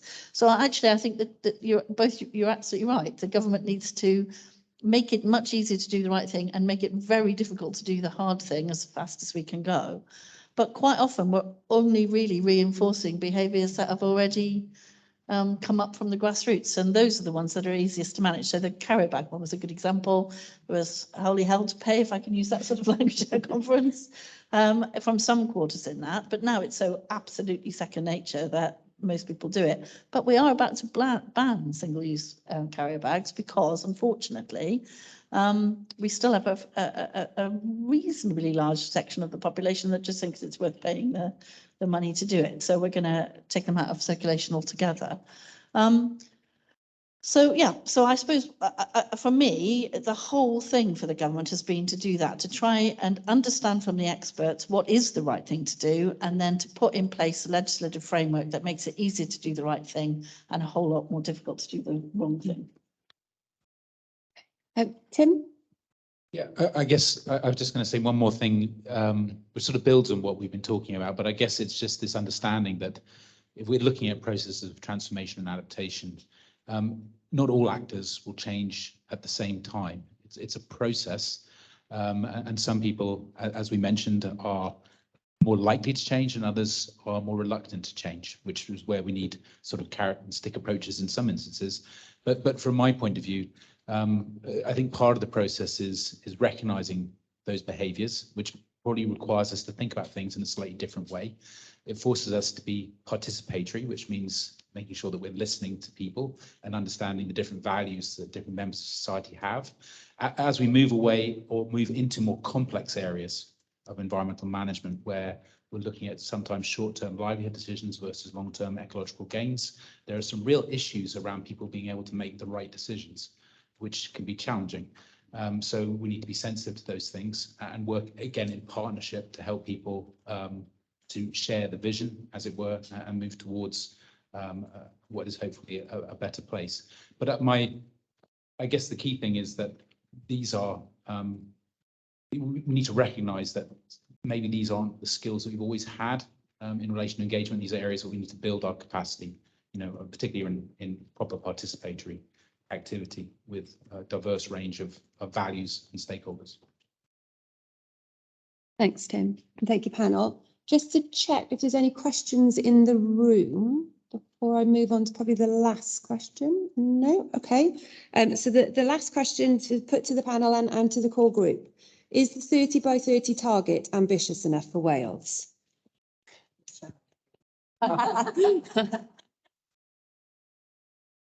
Maybe for now. Once we get that, we'll be back for more, obviously. The whole point of the target is to push us to do the right thing. And I suppose if we need another target afterwards to push us to do more, then as I say, we'll be asking to do more. I mean, there's pros and cons of targets. We've been setting targets at the global level every decade now for who knows how long, and been failing to meet them. I think the crunch point that we're meeting now is that we know we're in a nature and climate emergency. We either start doing some things now and doing them fairly quickly, or we just give the whole thing up and, you know, let ourselves go with what the consequences are. I think if we could get to that 30% and they are well managed for nature, we'd be in such a better place from where we are now. We can take stock then. But that doesn't mean that we shouldn't be integrating nature and climate decisions into, considerations rather, into all the other decisions that we're making. I mean, the 30 by 30 are effectively supposed to be the jewels of the crown. It's how we integrate nature into the rest of our landscape and our lives and our urban environment, etc. That is the other important element of this. And as I said in my presentation, protected sites, the 30 by 30 is just one strand of the ambitious targets that we're looking to be achieved at the global level, or agreed rather at the global level come the end of this year. From a marine perspective, I think 30 by 30 has to be key. And for all too long, we've had a lot of marine management globally and in the UK and Europe wide, but we have a vast amount of marine protected areas that are paper parks that are ineffective, are disconnected from land management, have poor regulation, have poor enforcement, often don't even have a management plan. And what we need to move away from urgently is a realistic vision of creating marine protected areas that actually operate effectively to preserve, support and enable the recovery of marine biodiversity. We can't keep just over-promising. We need to actually undertake realistic management that's effective and promotes marine biodiversity rather than more paper parks and more paper targets. So for me, the answer to that is, I'm afraid it depends. So one of the interesting things about setting targets is making sure that they are both stretching and achievable, because targets that are too stretching and aren't achieved actually just increase the cynicism in the world and everybody kind of loses interest. But it is important that the target means something and it actually gets us to do things we wouldn't have otherwise done. So one of the things we said right at the beginning of the biodiversity deep dive was that I could just say that 30% of the landmass of Wales is already covered by a designation of one sort or another. Job done, big tick, next problem. But obviously that isn't what we're about. What we're about is, as Sharon said, getting from where we are now, which is nowhere near 30% of our land in good conservation status, or whatever language you want to use, to a point where 30% of our land is in good conservation status. The effect of the surrounding hinterlands and so on is obvious, but there's a huge behaviour change campaign to go with that as well, isn't there? So we get other bits of our landscape coming along that same path. So actually, I'm afraid that it's very challenging, because actually it's not very long away, and we've got quite a mountain to climb to get from where we are now to where we want to be by 2030. So for me, it's all about getting these action plans in place so that we have achievable but ambitious plans that will actually genuinely get us to 30% of our land being in that position. So, I think it's just too trite to say, well, what's happened to the other 70%? You've got to start somewhere. I do think we can do this in Wales. And if we can do it, then we'll have proved to people that it's possible, and then there will be a head of steam to get the rest of it underway as well. Thank you, Ms. Carey. Yeah, I was just going to add, I absolutely agree with all of that. And I think for me, there's something around, it'll be a big job to get them there and to keep them there as well, because obviously we're facing impacts of climate change. So, even these sites will have to adapt and change as we move forward. But I think for me, there's something about really celebrating the quality when we get there, and, getting that greater buy-in and ownership from the whole of the Welsh public that these are important, they've reached a standard and a status, and that we're all proud of them, because if we're all proud of them, then we will keep them, and that'll be a key point for us. Thank you. Well, it's all hands to the pump for nature recovery, isn't it? We've just got to do everything we can, and if 30 by 30 is a good target to aim for, and it creates momentum, well, let's go for that. But at the same time, let's not think that that's the end in itself. The most important thing is the work we're going to be doing, the partnerships we're going to be forming, the people we're going to be encouraging, the surveys we're going to be running, the kind of monitoring programs, the action plans, the projects and programs that we're going to run. That's what we really need to focus on, not whether it actually contributes to 30 by 30. Of course, we will be measuring whether it does, but we've really just got to focus everything we've got between now and 2030 to stopping the rot, and in order to get Wales back on track to meeting its sustainable development global goals, so that by 2050 we can be sure that we've done what we kind of set out in this profession to do, so we don't kind of retire thinking, well, actually, I didn't do my job very well. Thank you. Thank you. Tim? I guess the thing that I'd say is I think you can't think of the 30 by 30 areas as closed systems. So in order to achieve the goal, you have to be working outside. These are porous boundaries around these protected areas, and the degradation that's occurring within them has been driven often by activities outside. So the fact that we're concentrating on looking at protection within those 30 areas, by definition, means that we will have to be working outside of them and across a broader area to achieve the goals we want to deliver. So I think the target area covers a broader area than initially suggested.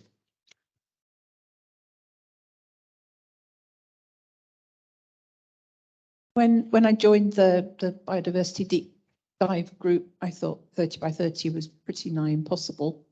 But having gone through it since whenever it was a few months ago, I think that there is a will there, and I think there's enough of us from diverse places to spread the word.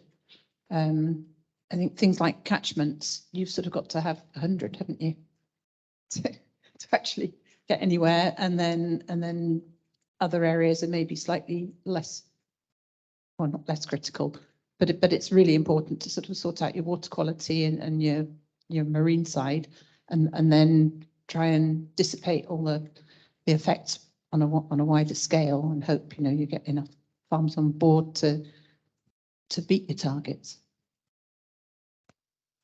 Thanks, Hilary. So on that note, unless any of the other core group would like to say anything? No? Okay, thank you. I'd like to thank the Minister and all of the panellists and the core group for participating in the questions and answers. We're now going to rerun the poll that we did earlier. So if you would like to vote, having heard the speakers today on the themes and the recommendations about your priorities, we can see if views have changed. So I'd just like to thank the Minister and all of the speakers for today.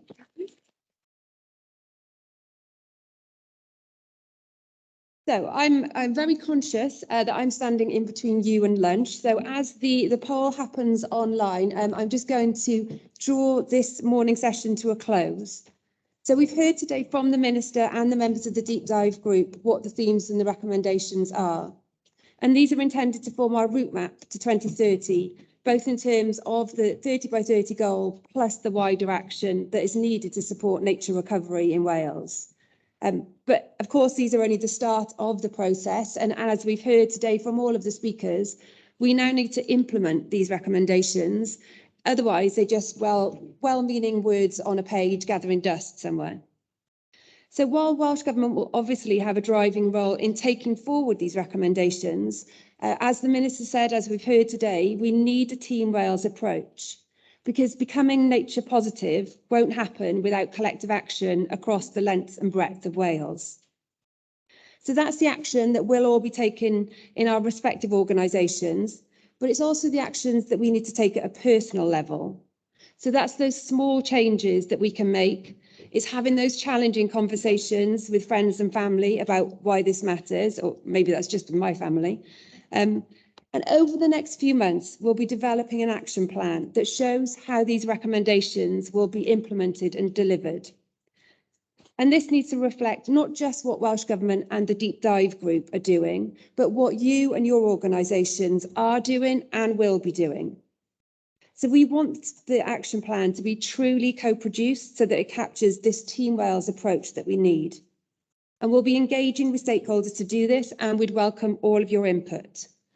So the views that have been provided today through the polls, the questions, the comments and the chat will all be captured and will feed into the development of the action plan.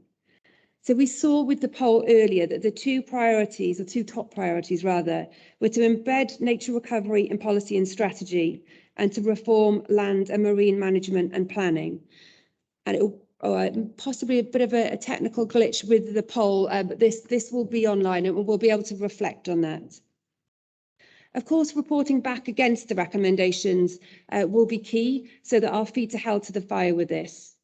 The deep dive group will continue to meet to provide that accountability and governance for the recommendations and the action plan as we go forward. And the Minister will provide updates to the Cynhadledd, starting with an oral statement tomorrow and another one in December, timed to coincide with COP15, where we'll be able to set out in more detail how we'll be taking these recommendations forward. So as I draw this morning's session to a close, I wanted to reiterate the Minister's thanks to the Deep Dive Group for your time, expertise and challenge, to the expert groups for the in-depth consideration that you gave to specific areas, and to the wider stakeholder group, which ensured that we heard a broader range of voices. And to all of those who sent us submissions, papers and comments over the last few months, and for those that you will continue to send. I'd like to thank the Wales Biodiversity Partnership for organising the conference today. And finally, to the amazing teams in Welsh Government and NRW who have worked tirelessly behind the scenes to produce the papers, then take the notes, draft the recommendations and the statements. And without you, none of this would have been possible. So I hope you've all enjoyed the morning session. Thank you for your input so far, and please keep it coming throughout the week. I just wanted to draw your attention to what looks like a fascinating afternoon today with the marine theme. So there's going to be sessions on Project Shark, a circular economy for the end-of-life fishing gear and marine treasures. So here's to a successful conference across the rest of the week. Diolch yn fawr, thank you very much.